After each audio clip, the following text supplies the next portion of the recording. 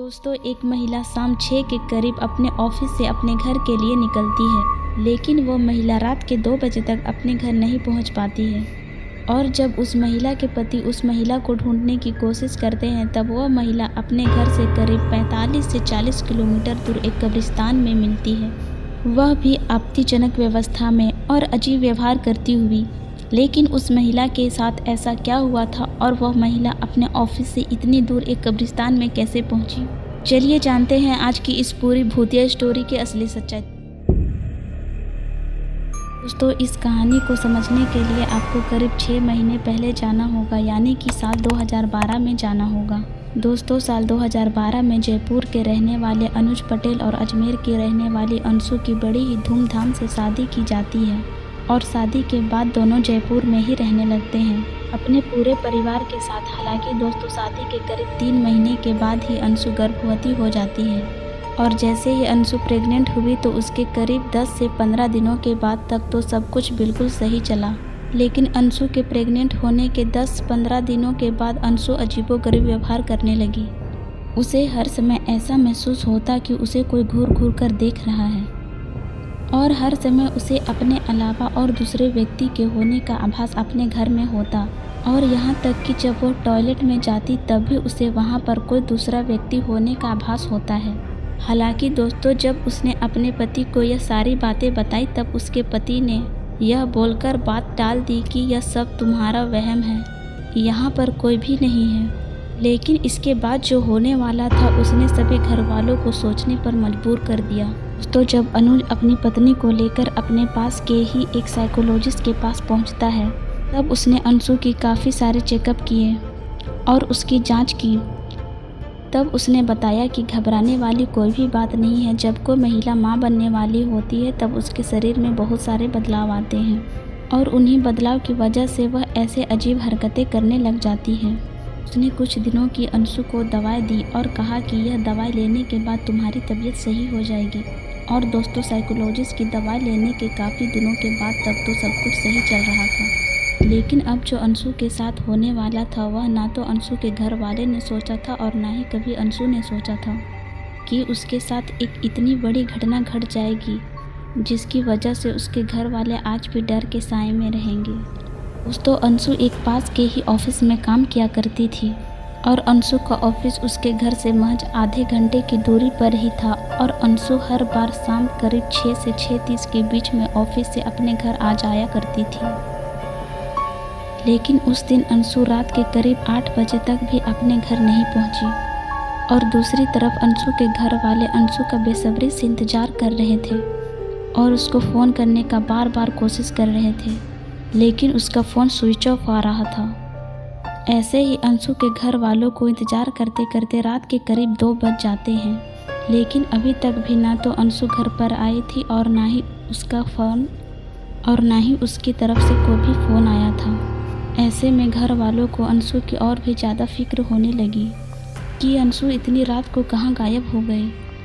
अब अंशु के घर वालों से और इंतज़ार नहीं हुआ और अंशु के पति और उसका देवर अंशु को ढूंढने के लिए उसके ऑफिस की तरफ निकल पड़ते हैं और वह कुछ ही देर बाद अपने कार से अंशु के ऑफिस में पहुंच जाते हैं, जहां पर उन्हें गार्डन बताता है कि अंशु तो हर रोज़ की तरह 6 बजे के करीब अपने ऑफिस से घर के लिए निकल गई थी।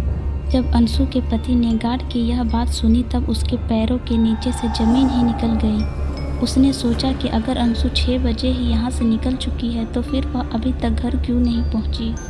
क्या उसके साथ कोई अनहोनी तो नहीं हो गई? और दोनों भाई बहुत ज़्यादा घबरा गए। तभी घबराहट में अनुज का छोटा भाई विजय बोलता है कि भैया चलो पास के ही एक पुलिस स्टेशन में भाभी की गुमशुदा होने की रिपोर्ट लिखवाते हैं। लेकिन तब अनुज ने पुलिस स्टेशन में रिपोर्ट लिखने से मना कर दिया।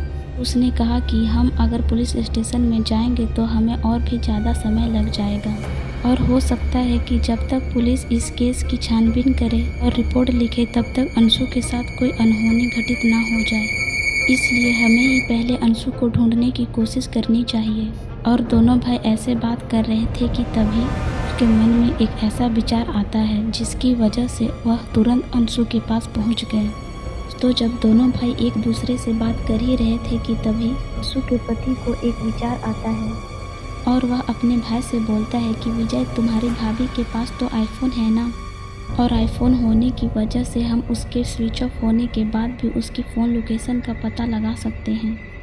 और इतना सोचते ही तुरंत अनुज अपनी पत्नी के फ़ोन की लोकेशन ट्रेस करने लगता है। और जैसे ही उसने अपनी पत्नी की फ़ोन लोकेशन ट्रेस की तो लोकेशन को जानकर उसके पैरों के नीचे से ज़मीन ही निकल गई, क्योंकि उस समय अंशु की लोकेशन उससे करीब 40 से 45 किलोमीटर दूर स्थित एक कब्रिस्तान के पास दिख रही थी। यहाँ पर उन दोनों के लिए है हैरानी की बात। हैरानी की बात यह थी कि ना तो वह कभी इस रास्ते पर गए हैं और ना ही अंशु कभी इस रास्ते पर गई थी, तो फिर वह इतनी रात को इस रास्ते पर बिना बताए कैसे चली गई। तब अनुज को अंशु के साथ कुछ अनहोनी होने की चिंता होने लगी। तब दोनों भाई तुरंत अपनी गाड़ी को लोकेशन की तरफ दौड़ा देते हैं और वो करीब आधे घंटे के बाद लोकेशन पर पहुंच जाते हैं। लेकिन वहाँ जो उनके साथ हुआ वह उन्होंने कभी नहीं सोचा था। दोनों भाई डरते डरते हनुमान चालीसा बोलते बोलते अपनी कार से नीचे उतरते हैं और अंशु को इधर उधर ढूंढने लगते हैं। अंशु को आवाज़ लगाते हैं। हालांकि उस समय उन्हें बहुत ज़्यादा डर लग रहा था, क्योंकि वह एक ऐसी जगह में थे जहाँ पर बहुत सारे लाशें दफन थी। लेकिन वह हार नहीं मानते हैं और ज़ोर ज़ोर से हनुमान चालीसा बोलते हुए अंशु को ढूंढने लगते हैं। और कुछ समय बाद उन्हें अचानक अपने सामने एक बड़ा बरगद का पेड़ दिखाई देता है। और जैसे ही वो उस बरगद के पेड़ के पास पहुँचे तब वह पाते हैं कि उस बरगद के पेड़ के पास अंशु अपने बाल बिखरे हुए और ज़मीन में अपने नाखून में गड्ढा करते हुए ज़ोर ज़ोर से चिल्ला रही है। यह सब देखकर दोनों भाई और भी ज़्यादा घबरा गए, लेकिन फिर भी उन्होंने हनुमान चालीसा बोलना नहीं छोड़ा। दोनों भाई अंशु को बुलाने के लिए जैसे ही अंशु के पास पहुंचे तब अंशु उन्हें अपनी लाल आंखों से घूरने लगी और उन दोनों पर बहुत तेज़ी से हमला कर दिया। जिसके बाद उन्हें भाइयों ने जैसे तैसे करके हनुमान चालीसा बोलते हुए अंशु को पकड़कर अपनी कार में डाल लिया। जोर जोर से हनुमान चालीसा बोलने लगे और हनुमान चालीसा बोलते हुए कार में पड़ी एक रस्सी से अंशु के हाथ और पैर बांध दिए और कार के अंदर बैठकर कार को मेहंदीपुर बालाजी की तरफ तो उड़ा दी।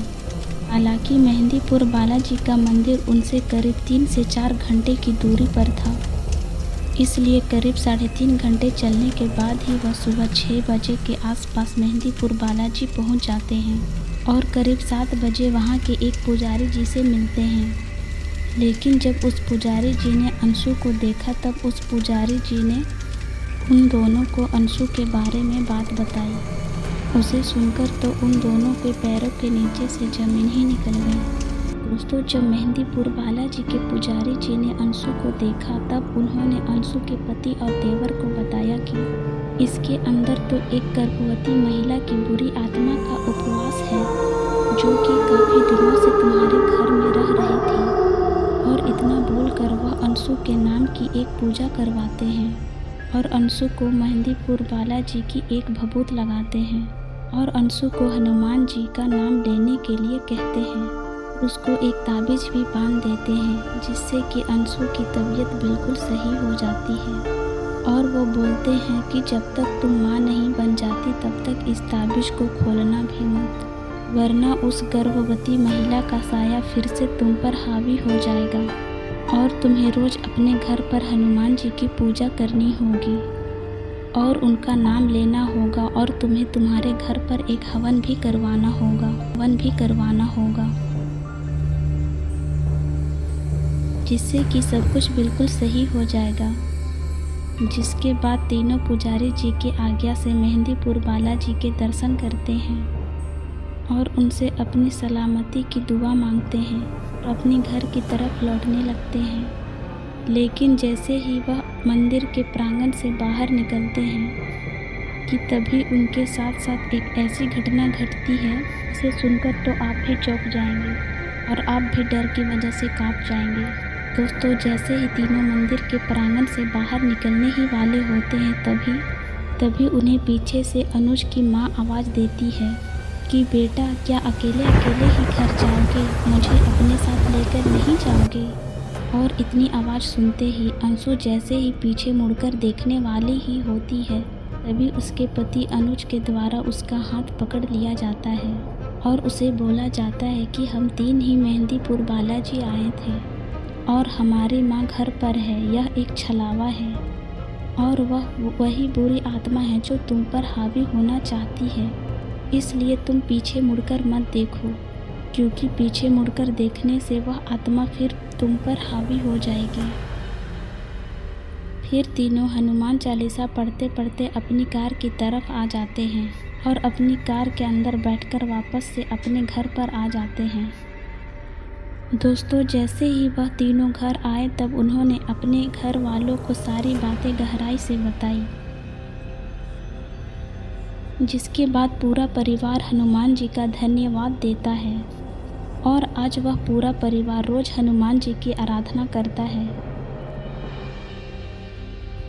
उनका रोज नाम लेता है, उनकी पूजा करता है और आज यह परिवार एक खुशमिजाज ज़िंदगी जी रहा है। और आज अंशु ने भी एक बच्चे को जन्म दे दिया, जो कि बहुत ही आराम से ज़िंदगी बिता रहे हैं। हालांकि आज अंशु तो इस घटना को भुला चुकी है, लेकिन आज भी वो दोनों भाई उस डरावने हृदय को नहीं भुला पाए, क्योंकि उन्होंने वो हृदय को बहुत ही गंभीरता से देखा था। खैर, अब आपका इस स्टोरी के बारे में क्या कहना है, मुझे कमेंट सेक्शन में ज़रूर बताना।